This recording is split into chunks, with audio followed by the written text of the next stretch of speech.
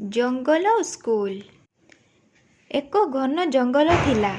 ଏହା ଏକ ବହୁତ ବଡ଼ ଜଙ୍ଗଲ ଥିଲା। ସେଥିରେ ବହୁତ ଗଛ ଓ ସରୁ ରାସ୍ତାଟିଏ ଥିଲା। ଅନେକ ପଶୁପକ୍ଷୀ ସେଠି ରହୁଥିଲେ। ଦିନେ ସବୁ ପଶୁପକ୍ଷୀ ଏକାଠି ହେଲେ। ତମେ ଶୁଣିଲଣି? ତୋତା ଶୁଆ ପଚାରିଲା। ହଁ, ହରିଣ କହିଲା। କ'ଣ? ପଚାରିଲା ଡରୁଆ ଠେକୁଆ।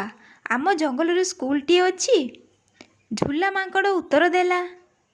ମୋଟା ହାତୀ ଆଶ୍ଚର୍ଯ୍ୟ ହୋଇ ଜାଣିବାକୁ ଚାହିଁଲା। ପି ଲମ୍ବୁ ଜିରାଫ କହିଲା, ଓଃ, ଭଲ କଥା। ଧୀମା ଗେଣ୍ଡା କହିଲା, ଶୀଘ୍ର ଚାଲ ଯିବା। ତୋତା ଶୁଆ ଆଗୁଆ ଉଡ଼ିଗଲା। ଝୁଲା ମାଙ୍କଡ଼ ଗଛରୁ ଡେଇଁଗଲା। ପୁରୁଖା ଅଜଗର ଘୋଷାରି ହୋଇ ଚାଲିଲା। ଏଇଠି ଶୁଆ ପାଟି କଲା, ତୁମେ ପଢ଼ିପାରୁଛ? ମୁଁ ଭାବୁଛି ଏଇଟା ଓଲଟା ରଖାଯାଇଛି। ଡାଳରୁ ଝୁଲା କହିଲା। ପୁରୁଖା ପୂର୍ଣ୍ଣଚ୍ଛେଦ ପକାଇଲା। ଭିଡ଼ିଓ ବି ଲାଇକ୍ କର, ଚ୍ୟାନେଲ ବି ସବସ୍କ୍ରାଇବ୍ କର। କେହି ପଢ଼ିପାରିବେନି। ମୁଁ ଦଳିଟିଏ ପାଇଗଲି।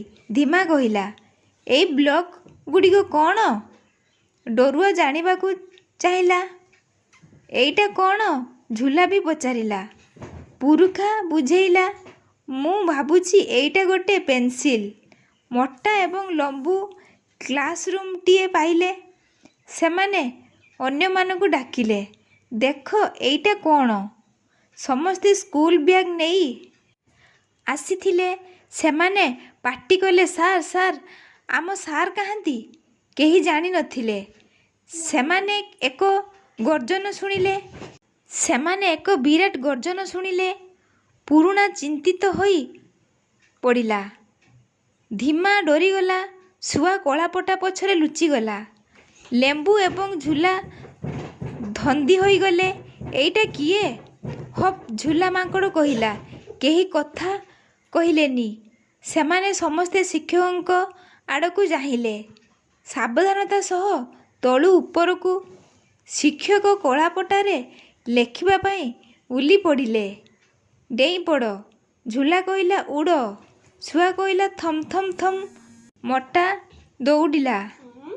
ଦୌଡ଼, ଶୀଘ୍ର ଦୌଡ଼, ପଳାଅ। ଧୀମା ପାଟି କଲା, ପଳେଇ ଯାଅ। ସେମାନେ ସମସ୍ତେ ଏକା ସାଙ୍ଗରେ ପାଟି କଲେ। ଶିକ୍ଷକ ଯେତେବେଳେ ବୁଲି ପଡ଼ିଲେ, କ୍ଲାସରେ କେହି ନଥିଲେ।